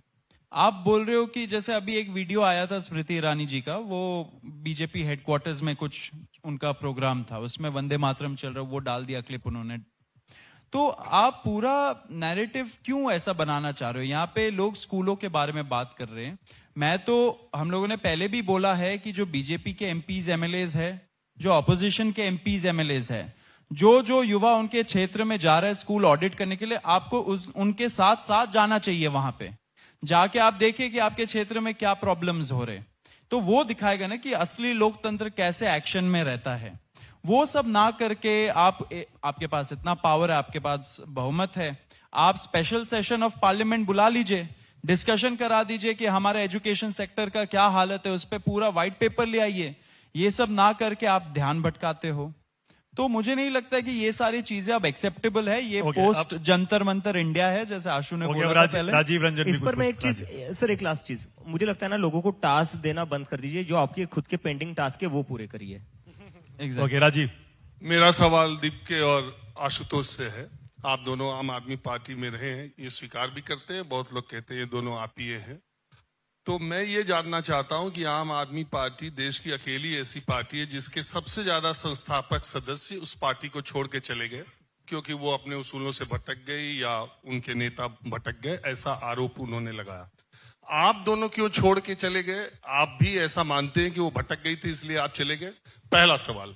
दूसरा सवाल इससे जुड़ा ये है कि बहुत सारे लोग देश में, जब आप लोग दोनों बातें करते हैं तीनों, तो ऐसा लगता है कि जैसे 15-16 साल पहले अरविंद केजरीवाल बोल रहे हो। तो बहुत सारे लोग ये मानते हैं कि आम आदमी पार्टी का ग्राफ जैसे नीचे आया है तो उन्होंने कुछ पुराने आपियों को आगे किया अपने रिवाइवल प्रोग्राम के तहत। तो ये दोनों सवाल आप दोनों से है, इसका जवाब दीजिएगा। और अभिजीत, आपसे एक सवाल ये है, बोस्टन यूनिवर्सिटी में पढ़ने वाला एक स्टूडेंट सोशल मीडिया पर कॉकरोच जनता पार्टी बनाता है और इंडिया आने का फैसला करता है। एयरपोर्ट पे उतरता है तो उसके लिए सिक्योरिटी सरकार लगाती है, और जिस जंतर मंतर पर बड़े बड़े ऑर्गेनाइजेशंस को सरकार के विरोध में प्रदर्शन की अनुमति नहीं दी जाती, या दी जाती है तो कुछ घंटों की दी जाती है, और आपको पूरा वेलकम दिया जाता है। आप जंतर मंतर पर आके बैठते हो, पूरा तंबू कनात लगाते हो, लगातार धरना देते जाते हो। तो बहुत सारे लोग ऐसा मानते हैं कि ये कुछ और मुद्दों से भटकाने के लिए आपको लाया गया था, ठीक उसी तरह जैसे अन्ना को लाया गया। तो अन्ना को जैसे उधर लाया गया, आपने सोनम वांगचुक को इधर लाए। अब कहां गए सोनम वांगचुक? वैसे ही जैसे अन्ना गए केजरीवाल से। इन सब सवालों पर जरा क्लियर कीजिए। सर बस एक चीज है, आपने 3 सवाल पूछे तो शायद मुझे याद नहीं रह सकता है क्योंकि मुझे आदत नहीं है। दोहरा दूंगा। एक करके ले लेते हैं। नहीं, पहला आपका ये क्वेश्चन था कि मैंने आम आदमी पार्टी क्यों छोड़ी। आम आदमी पार्टी क्यों छोड़ी? सर ऑनेस्ट रीजन दूंगा, पैसा ज्यादा नहीं मिल रहा था। और कहीं ना कहीं अच्छा, आप तो वैसे भी वहां सोशल मीडिया टेक्निकल ये सब कर रहे थे। एग्जैक्टली और कहीं ना कहीं ये था कि अभी तक तो चला लिया, अर्ली 20s तक काम चला गया, मिड 20s हो गए, आगे जाकर कहीं ना कहीं परिवार संभालना है, जिम्मेदारी बढ़ेगी और फिर उसके लिए कुछ करना पड़ेगा, तो बेस्ट वे क्या है? तो वही लगा तो कि अभी बाहर नौकरी चले नौकरी जाते ढूंढ रहे हैं अभी। हाँ? नौकरी ढूंढ रहे हैं। मैंने सोचा बाहर चले जाऊंगा, डिग्री ले लूंगा, क्योंकि जब मैं आम आदमी पार्टी में था मेरी इन जैसे लोगों से मुलाकात हुई जो बाहर पढ़ लिख कर आए थे। ठीक है, तो कहीं ना कहीं यार मेरे मन में भी लगता था मुझे कि यार मैं भी बाहर पढ़कर आ जाऊं मैं, और शायद मैं बाहर पढ़ने गया तो शायद से मेरा भी क्वालिफिकेशन बढ़ जाएगा, अच्छी जॉब मिल जाएगी, थोड़ा ज्यादा पैसा कमा लूंगा। So that was the reason sir. ऐसा कुछ नहीं था मेरा कि कोई झगड़ा वगड़ा कुछ नहीं था मेरा, वो मेरा पर्सनल रीजन था। और सर दूसरा मैंने पहले कहा था मैं भूल जाऊंगा, दूसरा क्वेश्चन। हाँ, वो दूसरी आपकी तुलना अरविंद जैसे केजरीवाल से अन्ना हाँ। गए, अब वो रालेगंज सिद्धि चले गए, उसके बाद उस आंदोलन के बाद वो दिखते ही नहीं, वैसे ही सोनम वांगचुक चले गए, आप लोग अलग एक लेके निकल गए। नहीं सर, बिल्कुल अलग नहीं है। सोनम सर हमारे मेंटर है, उनसे हम गाइडेंस लेते रहेंगे। अभी वो रिकवर कर रहे हैं और हम लोग भी थोड़ा रिकवरी कर रहे थे। मुझे तो टाइफाइड हो रखा था, तो और ये बाकी ये तो पीटी रहा है। आशुतोष, आपके आम आदमी पार्टी छोड़ने की वजह, और दीप के आपका वो सवाल, मैंने वो सवाल हाँ, पूछा कि एयरपोर्ट से लेके इतना वेलकम आपको मिला, जी। इसकी कोई खास वजह? सर इसको तो मैं इसका क्योंकि हम लोग बीजेपी की बी टीम है सर, इसीलिए हमको इतना वेलकम मिला है। अरे यार, अरे यार आप ना इस तरह सवाल अवॉइड कर जाते हैं। नहीं, पीएम मैं केयर्स दे- बोलकर आपने वो मैं दे फंडिंग देता वाला हूं, मैं सवाल देता अवॉइड हूं। किया। हाँ। नहीं नहीं, मैं दे देता हूं। तो सर जिन लोगों ने मुझे एयरपोर्ट पर पूरा वेलकम किया, उन्हीं लोगों ने मुझे पहले क्या कहा था, नेशनल सिक्योरिटी थ्रेट है ये। तो मैं वापस जब इंडिया आया, आपको पता है मेरे साथ हुआ क्या? ये अभी तक स्टोरी कहीं बाहर नहीं आई है, क्योंकि ये कभी पूछा नहीं गया कि हुआ क्या एयरपोर्ट पर। मैं एयरपोर्ट पर आता हूँ, एयरपोर्ट फ्लाइट के अंदर एक स्टाफ आता है, कहते अभिजीत दीपके। मैंने बोला यस, कहते चलिए साथ में। मैंने बोला हो गया, तिहाड़ चलना है अब यहाँ से। तो मैंने बोला कि सर एक बता सकते हो कहाँ लेकर जाओगे, लाइक घर पर फोन करके बताना है। तो कहते नहीं सर, हम एयरवेज के स्टाफ से, एयरलाइंस के स्टाफ से, हम पुलिस वाले नहीं है। तो मैंने बोला अच्छा। तो फिर थोड़ा रिलीफ फील हुआ। तो फिर उसके बाद वो सारे मेरा इमिग्रेशन 5 मिनट में कर दिया उन्होंने। मैं भी सरप्राइज था सर, जब भी मैं इंडिया में आता था मुझे 1-1.5 घंटा लगता था इमिग्रेशन के लिए। उस दिन मेरा 5 मिनट में इमिग्रेशन करवा दिया इन लोगों ने। और फिर मुझे कॉर्नर में जो रूम था वहां लेकर गए, जहां थे 10-15 पुलिस ऑफिसर्स। तो वो देखकर मुझे लगा हो गया, दिस इज इट, यहां से मैं जा रहा हूं तिहाड़। तो मैं जैसे ही अंदर चला गया रूम में, तो मैंने कहा हेलो सर, सारे कहते अभिजीत जी आप आ गए। मैंने कहा फिर सर अरेस्ट हो रहा हूं मैं, बता दीजिए, घर पर एक बार आखिरी बार बात कर लेता हूं। तो कहते अरे नहीं, आपको क्यों लग रहा है हम आपको अरेस्ट करने आए? तो मैंने पूछा फिर ये सब, तो कहते नहीं हम तो आपको परमिशन देने आए। तो मैं खुद सरप्राइज्ड, ये क्या हो रहा है? तो मैंने कहा परमिशन मिल रही है मुझे? कहते हाँ, बस पुलिस थाने के सामने धरना मत दे देना, आप सीधा जंतर मंतर चले जाना। तो मैंने कहा ठीक है, ये तो बहुत अच्छी बात है। तो मैं भी बहुत खुश हो गया, और लेकिन मन में डाउट था, दिल्ली पुलिस कब से इतनी अच्छी हो गई? जो किसानों को पीट रही थी, जो जेएनयू में स्टूडेंट्स को पीट रही थी, वो कब से खुद चलकर आकर एयरपोर्ट पर वीआईपी ट्रीटमेंट दे रही है और कह रही है ये लीजिए हम आपको परमिशन दे रहे हैं। तो उन्होंने मेरे हाथ में एक लेटर दिया और कहा ये लेटर को आप साइन कर दीजिए और अब चले जाइए जंतर मंतर। तो मैं तब थोड़ा सस्पिशियस हो गया। तो मैंने देखा लेटर मेरे नाम से लिखा हुआ है। क्या लिखा हुआ? लेटर जो था उनका परमिशन लेटर, वो मेरे नाम से लिखा हुआ था, on behalf of me, without even consulting me, या मेरे लॉयर से भी बिना बात किए, या आशु या सौरभ को भी नहीं पता होगा। मतलब परमिशन मांगी नहीं थी, दे दी गई। हाँ, ऐसा? और वो कह रहे थे आप इस लेटर पर साइन कर दीजिए। तो मैंने बोला उनसे, मैंने पूछा कि आपने आशुतोष से बात की है, सौरभ से बात की है, या मेरे लॉयर से बात की है? कहते नहीं, ये तो हमने एक स्टैंडर्ड ड्राफ्ट होता है, आपको वही दिया है हमने, आपके नाम से हमने टाइप करके हम लेकर आए। मैंने बोला इतने अच्छे तो नहीं हो तुम लोग, हमें पता है। तो मैंने बोला मैं ऐसे ही तो साइन नहीं कर सकता, I will have to consult with my lawyer. तो मैंने फिर जो वृंदा ग्रोवर मैम है उनको मैंने कॉल किया। मैंने बोला मैम ये लेटर है, ये मुझे भेजा गया है, ये लोग कह रहे हैं इस पर साइन कर दो, मैं क्या करूं? जैसे ही उन्होंने वो लेटर पढ़ा, उन्होंने बोला बिल्कुल साइन मत करना, दिस इज अ ट्रैप। ये इस लेटर को लेकर ये तुम्हें परमिशन करने को अलाउ करेंगे, फिर उसके बाद वहां पर जो भी होता है इसमें क्लियर क्लॉजेस ऐसे डाले जिसके अंदर ये तुम्हारे ऊपर यूएपी या एनएसए लगा सकते हैं। तो फिर मैंने बोला व्हाट शुड आई डू? तो उन्होंने कहा तुम एक अलग से हैंड रिटन लेटर लिखो और वहां पर मैं जो डिक्टेट कर रही हूँ वही लिखो। So that's what I did sir. मैंने वही करा। फिर जो मुझे मैम ने बोला मैंने वही लिखकर पुलिस को दिया और मैंने बोला सर इस पर मुझे परमिशन दे दीजिए। कहते नहीं इस पर तो नहीं दे सकते हम थोड़ा एक हमारा स्टैंडर्ड फॉर्मेट रहता है उसके अकॉर्डिंग ही हम परमिशन दे सकते हैं। तो मैंने बोला लेकिन वो तो मैंने लिखा ही नहीं ना, वो मेरे से पूछकर थोड़ी ना लिखा है आपने, या मेरे लॉयर से थोड़ी ना पूछकर लिखा है। आप कुछ लिख कर दोगे मैं कैसे कुछ भी साइन कर दूं। तो कहते नहीं स्टैंडर्ड ड्राफ्ट आप क्यों इतना डाउट कर रहे हो हम लोगों पर, हम तो चाहते हो आप प्रोटेस्ट करो। मैंने बोला अगर आप चाहते हो मैं प्रोटेस्ट करूं तो मैं जो लेटर लिख कर दे रहा हूं उसमें आपको परमिशन देने में दिक्कत क्या है। तो ये सब हुआ सर वहां पर। और फिर जब मैं पीछे हटा नहीं तो कहते रुको फिर हमें बात करनी पड़ेगी। तो साइड में जाकर कॉल्स कर रहे कि नहीं वो साइन करने को तैयार नहीं जो लेटर दे रहे तो क्या करे। तो फिर वापस से आए कहते कि आप जो लेटर दे रहे हो उस पर तो हम आपको परमिशन नहीं दे सकते। तो मैंने फिर बोला मिला नहीं मिला परमिशन? नहीं। फिर मैंने बोला ठीक है अरेस्ट कर लो। फिर मैंने बोला अगर आपको ऐसे ही खेलना है then just put me in jail ना, ये क्यों मतलब नहीं, मैं ये पूछ रहा हूँ उसके बाद जो फिर प्रोटेस्ट नहीं। हुआ उसके बाद मुझे परमिशन मिली उनकी और उसमें भी ये कर दिया कि मेरा फोन नंबर लिख कर दिया, जो लेटर मैंने दिया था साइन करके उस पर कहा कि आपका फोन नंबर लिखो और वही फोन नंबर उन्होंने सोशल मीडिया पर डाल दिया दिल्ली पुलिस के हैंडल से। उसके बाद में मुझे कह रहे इमीडिएटली बाहर निकलो एयरपोर्ट से।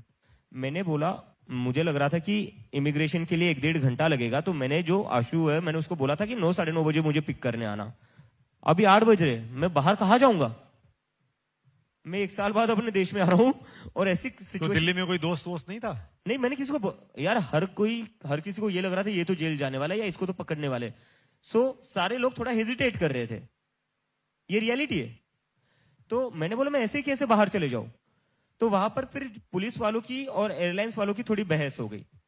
एयरलाइंस वाले भी कह रहे थे नहीं ही इज आवर कस्टमर, ये अभी बाहर नहीं जा सकता, बाहर बहुत ज्यादा लोग हैं, सो अभी हमारी रिस्पॉन्सिबिलिटी है जब तक ये एयरपोर्ट पर है। लेकिन पुलिस वाले कह रहे नहीं आपको तुरंत बाहर निकलना पड़ेगा। मैंने कहा जब तक आशुतोष मुझे लेने नहीं आता मैं बाहर नहीं जाऊंगा।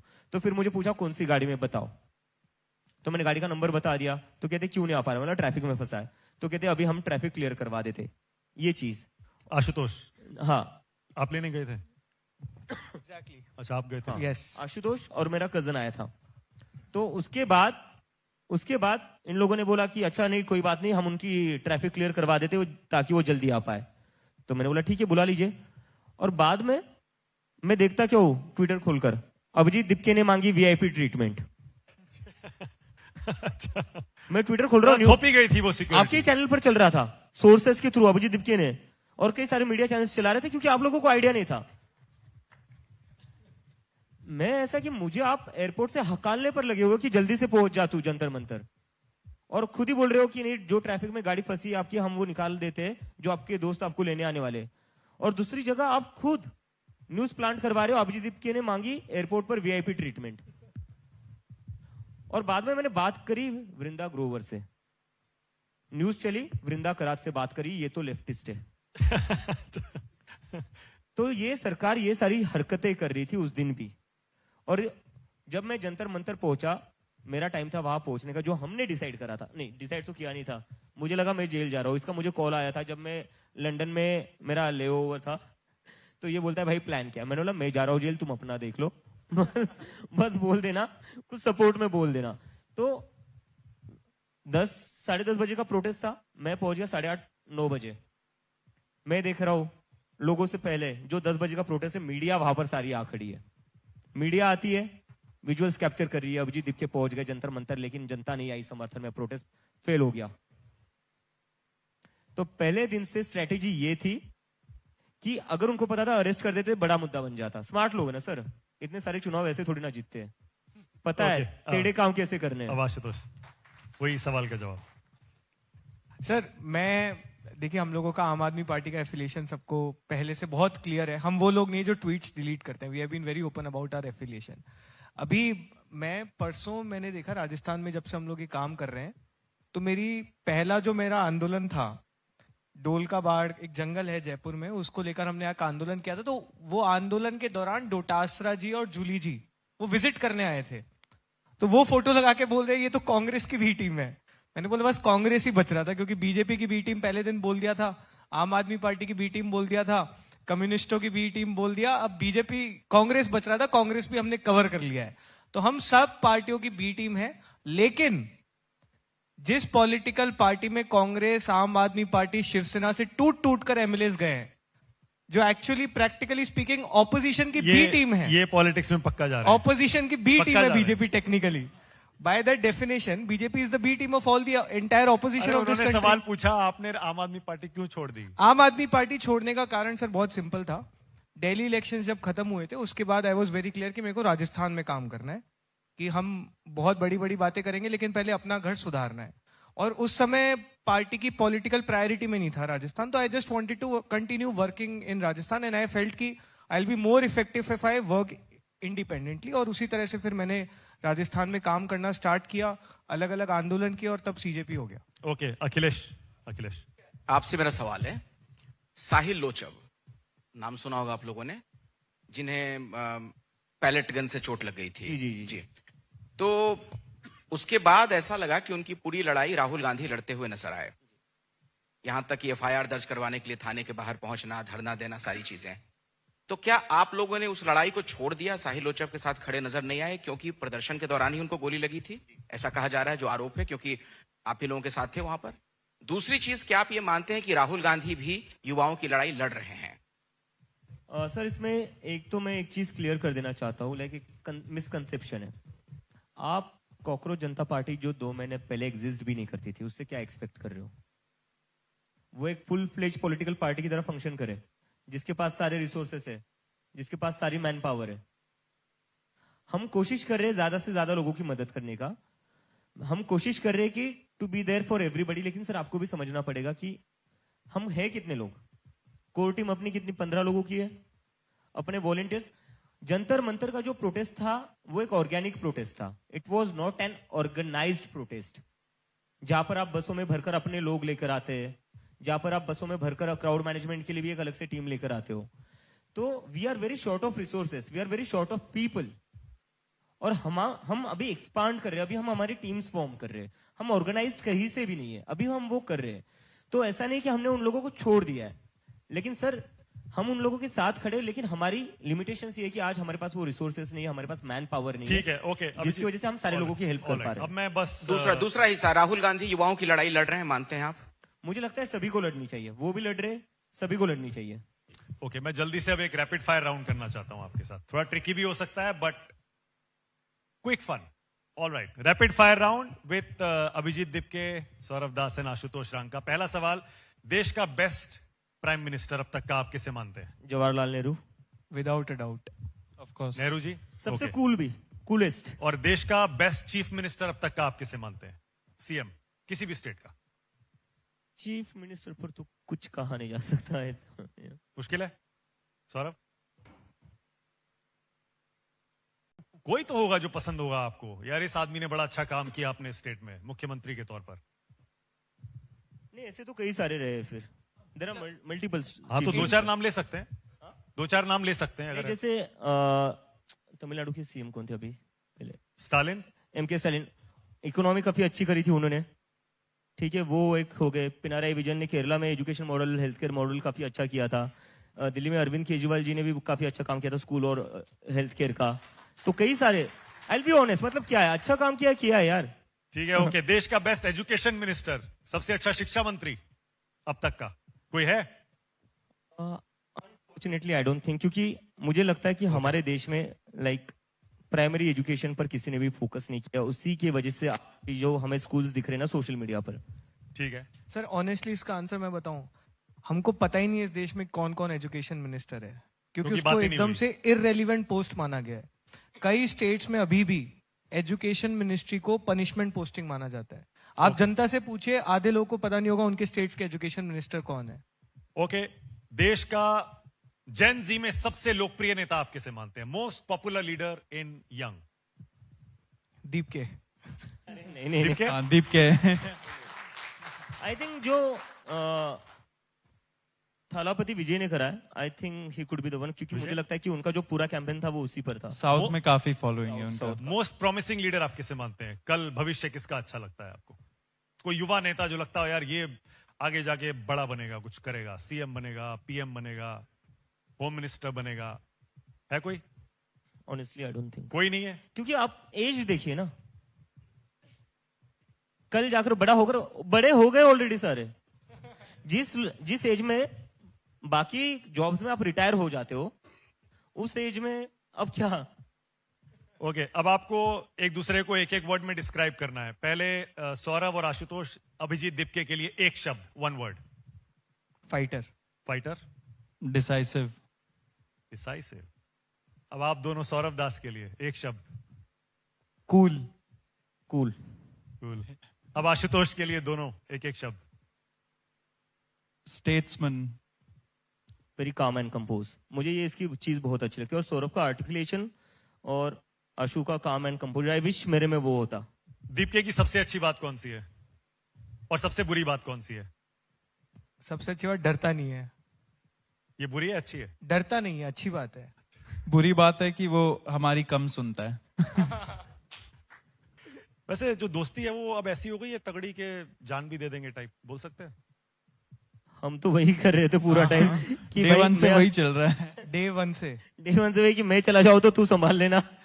नहीं, और हम लोग जब 6 जून को थे वहां पर, हम तीनों ही आसपास ही खड़े थे, तो हमें एक पॉइंट के बाद लग रहा था कि हाँ कुछ भी हो सकता है ना। हमें नहीं पता कि इन लोगों ने बाहर के लोग भेजे हैं, वो कुछ हमारे अगेंस्ट कुछ कर दे। तो आई थिंक हम लोग प्रिपेयर थे कि अब जो भी होगा साथ झेलेंगे, बस साथ रहना है, छोड़ना नहीं है। ओके, सबसे बुरी आदत कौन सी है अभिजीत की? बोल दिया मैंने। अच्छा, ओके। नहीं और कोई हो इरिटेट करती हो आपको, और कुछ है? इसका अटेंशन स्पैन बहुत कम है। कम है? बहुत कम है इसका अटेंशन स्पैन। मतलब इससे फोन पे आप बात करना, टेक्स्ट करना इज अ हेडेक। तो इसके लिए हमें स्पेशली कई बार वीडियो कॉल रखने पड़ते हैं कि दीप के अटेंटिव रहे उस समय। ओके, अब मैं कुछ नाम लूंगा, आपको एक शब्द में बताना है आप उसके बारे में क्या सोचते हैं। नरेंद्र मोदी। आप अच्छा, Narendra Modi. I will take one word, आप उस शख्स के बारे में क्या सोचते हैं, एक शब्द में बताना है। Best skin care. से अगेन, क्या बोला? ओह, बेस्ट स्किन केयर बोल रहे। Best skin care. Skin care. Best PR also. Best actor. पर उनकी पॉपुलैरिटी आपको पता है? Of course. ऑफ कोर्स पता है ना? मतलब ये उसी का तो पार्ट है ना, पीआर, स्किन केयर और तभी तो पॉपुलैरिटी मिलती है। Rahul Gandhi. Good person. Fit. Very rarely All right. Seen in politicians. All right, okay, thank you so much Abhijeet Deepke, Saurabh Das और आशुतोष रांका, इस मंच पर आने के लिए बहुत बहुत धन्यवाद आपका। जोरदार तालियां एक बार फिर से। Thank you.